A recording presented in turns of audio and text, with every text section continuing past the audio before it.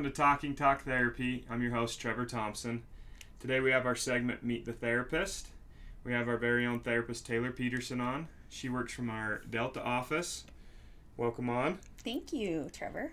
Thanks. So, we're going to kind of just dive into the simple questions, you know, what got you into therapy, who you are, where you're from, a little bit about your family, and then like what specific route you're going, like marriage and family therapy or social work, whatever you want to kind of dive into first, but maybe just a little bit about you, where you're from, your family. So I grew up in a little town called Leamington, right outside of Delta, so I'm not far from home. Lived there until I got married. Same house, same little town. Got married and then traveled around the United States. We lived in a few states and then ended up back in Delta. About 2014, I got my associate's degree, or my bachelor's degree in family life studies, and started to work at an after-school program there in Delta. And that was kind of the point where I thought, "Gall, I wish I had some more skills to work with these kids." Yeah. That was kind of the beginning of my thoughts of, oh, I need to be a therapist. So that moved into, I got a job with the school district, working with struggling readers, so still working with kids. And then for 4 years, I went over to Head Start and worked as a family advocate for Head Start. Nice. And that was really where I became very sold on that I need some more skills. I like working with kids. I like helping people. I need some more skills though. So you felt kind of a prompting, like I want to be able to help more in depth, a little bit more for sure. Tools in my tool belt to be able to make more of an impact. Yeah. That's so cool. And there's a dire need in rural Utah for mental health professionals. Yes. So that was another call to the work. I for sure was at a loss when I had people that I needed to recommend or to therapy. There was nobody to send them to, so that was even more of a push for me to go to school and get the skills.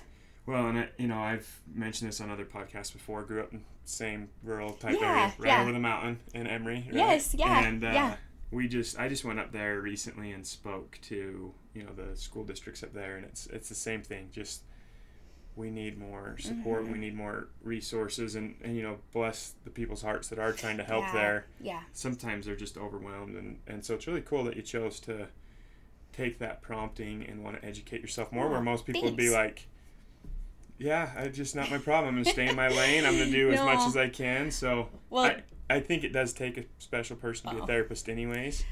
But that was really cool for you to want to go get educated to be able to give back to your community. Thank you. There's definitely some selfish motives there too. Yeah. I felt like I needed some skills for my family too. Oh yeah, so, absolutely. Yeah, I have 5 kids.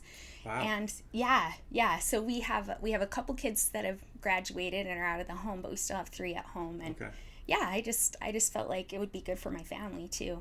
So my wife's from a family of 5 kids, so I have to ask, does anybody finish a story? Oh no. In fact, we have a little talking egg. We pass their egg around. You have to take turns. That's great.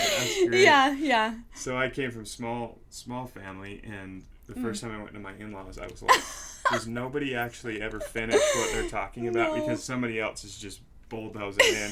Kind of sad, huh? I love it now. Now that I'm a part of it, I just sit there back and I just enjoy sitting back and watching the chaos play out. Yeah. But at first, I was so I bet so. Yeah. I came from, my mom and dad have 5 kids, and my husband's family has 5 kids. Okay. So we were both kind of used to that chaos and not finishing. Not finishing sentences. That's hilarious. So obviously now you're on with us at Ascend. Yeah. You're there I'm so happy about that. The main office there in Delta. Mm-hmm. Obviously, we felt that there was a need. Thurman kind of spearheaded opening that clinic down there, and he's a very well-known therapist in the Delta community. Everybody feels like everybody loves Thurman down there. Yeah, I agree. And I think he kind of seen the need as well of some mental health services. So, obviously this is our way of being able to promote some of the therapists in those offices and kind of just letting everybody Yeah, feel, I appreciate that. Yeah. feel like, hey, they're just normal people like me. Yeah. So my question is kind of what specific like areas are you gonna specialize in? Marriage and family? Yep.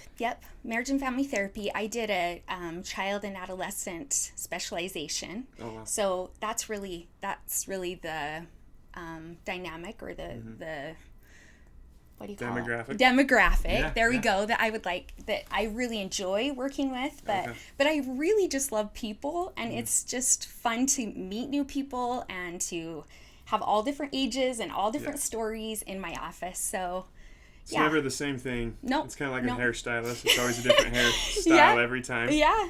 That's cool. It's pretty fun, and I would say most of my caseload right now is kids and adolescents, and I really enjoy that. And you have a lot of experience with kind of working in with youth as far as in some different treatments, inpatient type treatment settings as well, right? Yeah.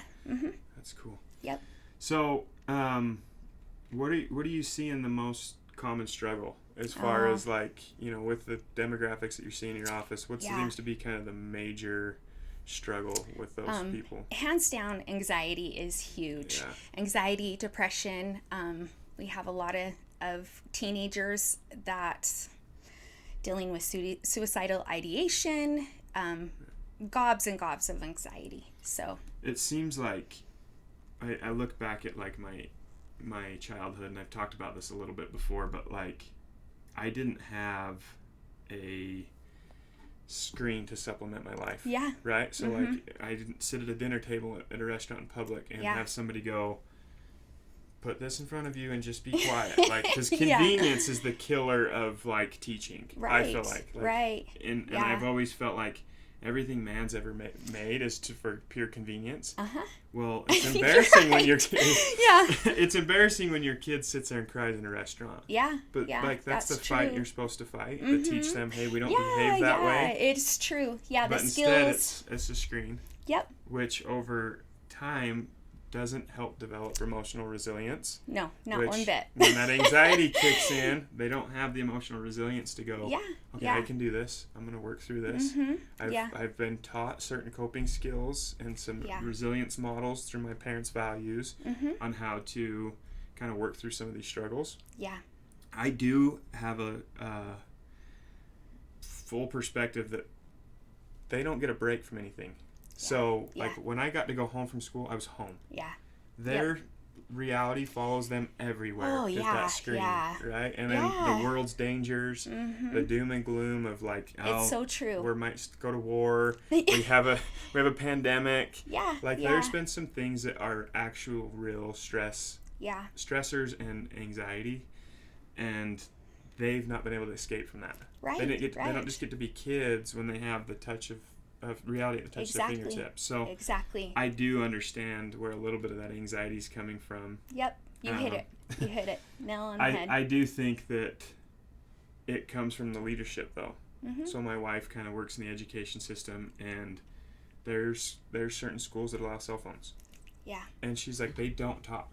Yeah. They sit in the cafeteria. They'll Snapchat a picture, send it to the person sitting next to them, and they do the same thing. And it's like, so true. What are we developing right now? Right. Well, yeah, and you'll see adults too. Like we're all on our cell phones at the restaurant, at the table. None of us are interacting because it's convenient. It's convenient to just be like, okay, there's no turmoil. There's no resistance right now. This is good. Let's just all see how long we can maintain this. Yes, but it certainly becomes a coping mechanism for us, for our kids. And that's not super healthy, right? We need to be able to have the skills to deal with our emotions. Absolutely. And so are you seeing some progress with teens being able to come to therapy and learn some of those skills? Like some of that can be undone from what you've observed. Yeah. A huge thing that I do with my clients with anxiety, which I would say most clients have anxiety. Almost every person that comes in has some level of anxiety, and we need a level of anxiety in our lives to push us to do things. But I'm talking like anxiety that's affecting my life, right? Yeah. Like I can't even do the things that I like to do.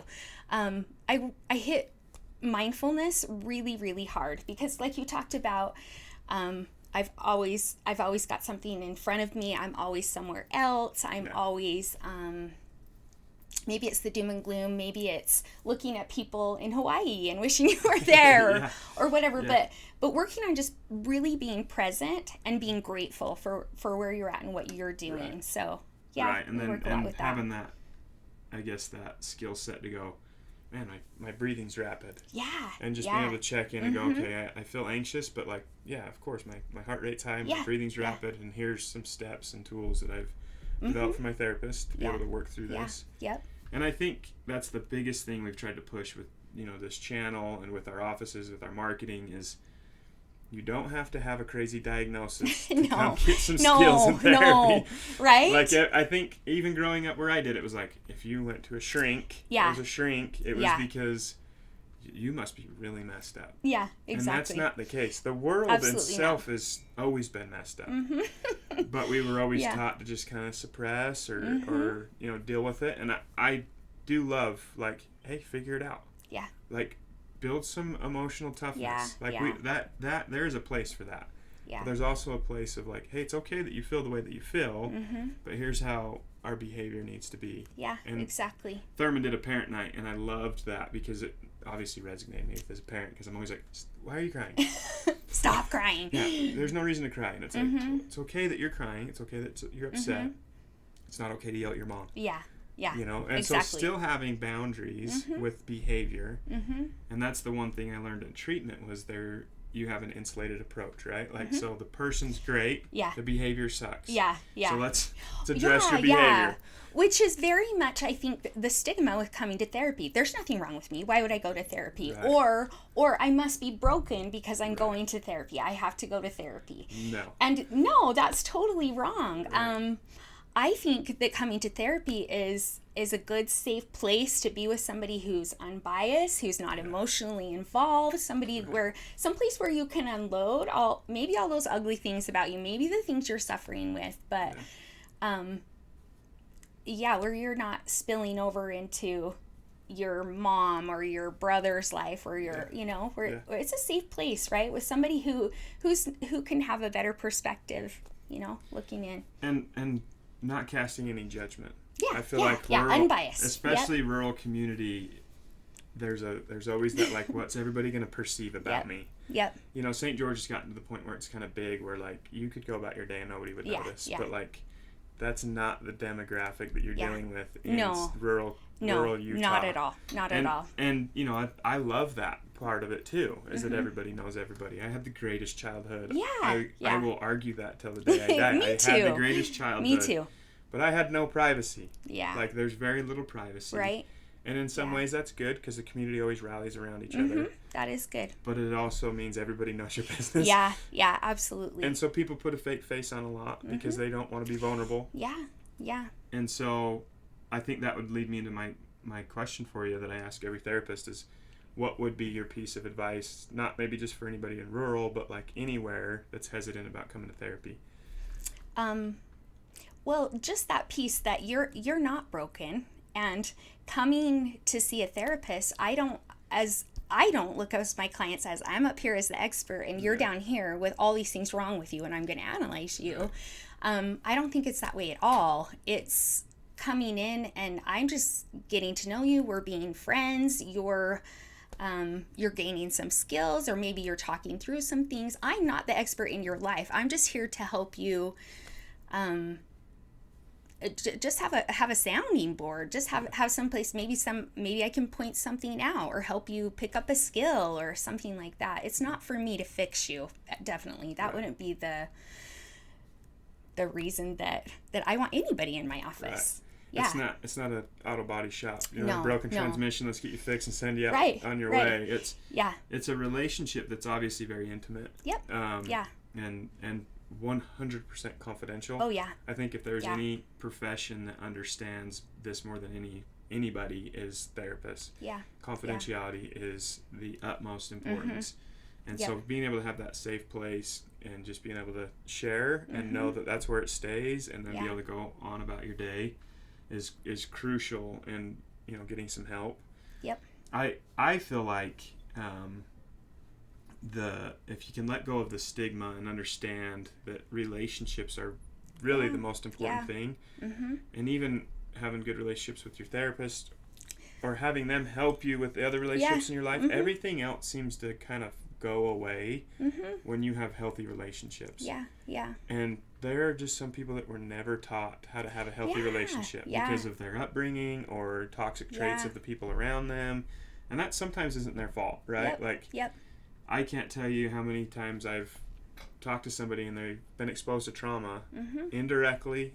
It wasn't their fault, didn't put themselves in that situation, and they've dealt with it their whole life. And it's like, come talk to somebody. And isn't that sad? That's another reason, like come to therapy. Don't suffer by yourself. Come, you share it with me. I'll help you carry the burden, right? Like you don't need to suffer in silence. Well, for sure. Usually those are the people that are like, well, I don't want to play the victim. Isn't that funny? And you're not a victim. No. And I don't believe in that either. I don't really enjoy being around people that are like, oh my gosh, poor me. Like, that's a tough person to be around. But usually those aren't the people that are coming to therapy anyways. That's what I was going to say, It's the people that suffer in silence that you just wish that you could help. And you know, you see all these tragedies, you know, with suicide or drug overdose because they're just trying to cope because they hurt so much. And it just makes you wonder, if you'd just talked to somebody that wasn't judgmental and could have helped, what would have the outcome been? Yeah, you're so right. I like to take a solution-focused therapy approach, which means I'm looking for your strengths, and we're gonna draw on what you're doing good at, right? So because some people don't get that pat on the back all the time. And so it's interesting that people come in and they just think, oh, my life's a mess, I'm such a mess, and I'm like, you're really not. Like, look at all the great things that you're doing.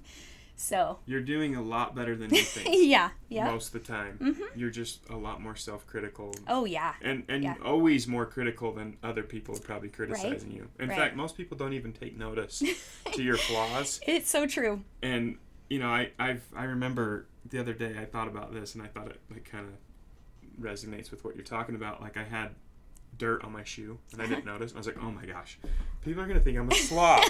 and then I think about it, I'm like, I have literally never noticed anybody's shoes, so why would they notice mine? We do that to ourselves though. And then also when we're looking on social media or whatever, and we're seeing everybody's best selves, then that feeds into, we're gonna be more self-critical, we're gonna be more hard on ourselves. So silly. Because social media is just smoke and mirrors. And all I think, fake. I hope there's a day that pendulum swings where it's like, okay, we really saw the detriment to it, so we're all just going to take it for what it is now. You know, and I'm as guilty as anybody being on it. But, you know, I think I've kind of came to a point where I'm like, I don't feel envy about it. Like, and I've always just loved seeing people be successful, so maybe that's helped. But I mean, there's times where you're like, geez, what do these people do? They got everything. Right. They're on every vacation. They're getting every new thing. Which good for them. And it shouldn't make me feel any less about myself, because the one thing I've learned is usually sometimes the grass that's a lot greener is fertilized with a lot more bull crap. Right? That's good. I agree. So it is what it is, and you know, don't ever let somebody else's lifestyle make you feel worse about yours, because I think we're all just trying to do the best we can. I absolutely agree. Well, I really appreciate you coming on and spending some time with us. You know, we love doing these segments because it just gives the general public some opportunity to get to see who our therapists are. They're amazing people. They really do just want to help, and, you know, obviously continuously growing, which obviously helps you guys. And so, you know, if you ever have any questions, I always attach a link to our channel. Feel free to comment on those. It's great. Let us know, you know, what kind of questions you might have for some of our therapists. We have segments that we can do some of that stuff. But overall, we just really appreciate you coming and visiting with us. Hopefully you guys continue to enjoy these segments. Like, subscribe, share them. We want to help our communities. That's our sole purpose and our motive with wanting to do this. So thank you so much. We'll talk to you soon.